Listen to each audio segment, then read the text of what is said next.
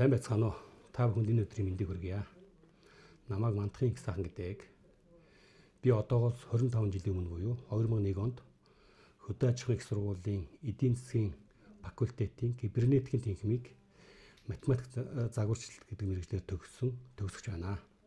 Одоогоор би Монгол Улсын сангийн яамны харьяа үнд цаасны төвлөрсөн хадгаламжийн төвийн гүйцэтгэх захирлаар ажиллаж байна. Манай байгууллага нь дараах чиг үүргүүдийг хэрэгжүүлж ажилладаг. Үүнд бол үнэт цаасыг биет бусаар төвлөрүүлэн хадгалдаг. Үнэт цаасны өмчлөг эрхийн бүртгэлийг хийдэг. Үнэт цаасны төлбөр тооцооны үйл ажиллагаа эрхэлдэг. Мөн гэлэрэнгийн үйл ажиллагаа эрхэлдэг. Онц чухал мэдээлэл бүхий хөрөнгөний зах зээлийн дэд үтсийн байгууллага. Манай байгууллагын үндсэн үйл ажиллагаа бол маш их өндөр тоон дата дээр суурилж үйл ажиллагаа явуулдаг. Үүнтэй холбоотойгоор манай байгууллагад санхүүгийн мэргэжтэй хүмүүс ажиллаж байна. Мэдээлэл технологийн буюу программистууд ажиллаж байна. Дахиад дата аналист буюу дата шинжээчд, мэдээллийн баазын шинжээчд ажиллаж байна. Мөн BI буюу бизнесийн шинжээчд ажиллаж байгаа. Үүн дотроос би одоо тухайн байгууллагад бизнесийн шинжээч гэдэг маань ямар үүрэг оролтод оролцдог вэ? Энэ мэргэжлийн давуу тал энэ гэж ярихыг та бүхэнд хүсэж байгаа. Өнөөдөр бизнесийн орчин маш хурдтай өөрчлөгдөж байгаа. Зөв шийдвэр гаргахгүй бол бид боломжийг алдаж, буруу шийдвэр гаргавал алдагд хүлээх эрсдэлтэй, өндөр эрсдэлтэй.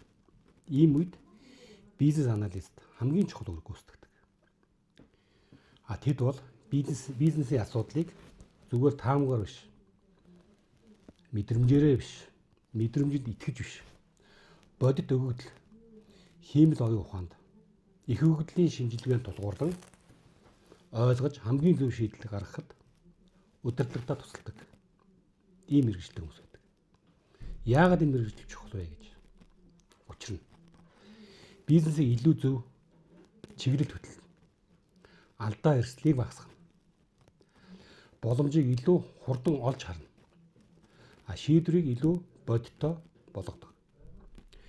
Өнөөдрийн амжилттай байгаа байгууллагууд мэдрэмжээрээ биш, мэдрэмжиндээ итгэж биш, өгөгдөл суурилсан шийдвэрээр ялгарч байгаа. Монгол улсдаач тэр гадааддаач тэр. Тэр шийдвэрийн ард бизнесийн аналистууд л байдаг.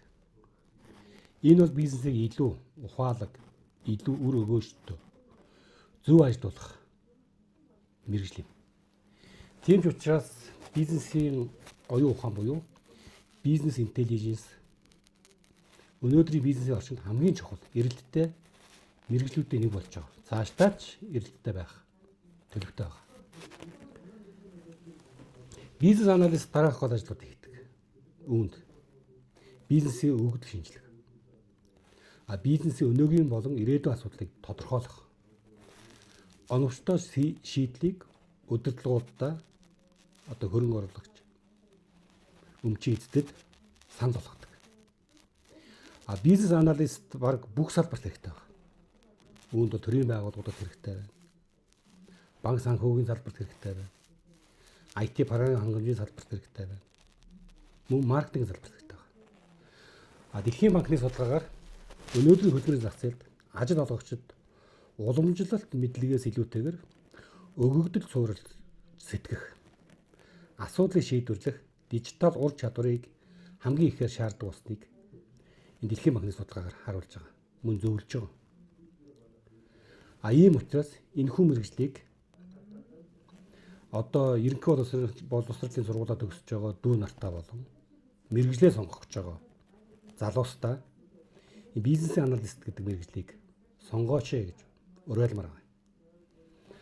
Энэхүү бизнесийн аналист мэргэжлийг одоогоос 4 жилийн өмнөөс Хөдөө аж ахуйн сургууль эдийн засгийн бизнесийн сургууль анги нээгээд энэ чиглэлээр оюутан залуусыг бэлтгэж байгаа юм байна. Ингээд эцэстэн дүгнжилгэд та бүхэн маань мэргэжлээ зөв сонгоороо, ирээдүгөө хард сонгоороо, ирээдүйн мэргэжлээ сонгох гэж байгаа залуус дүү нартаа сурлага хөтөлбөрийн өндөр амжилтыг хүсэн өрөөё. Баярлалаа та бүхэнд.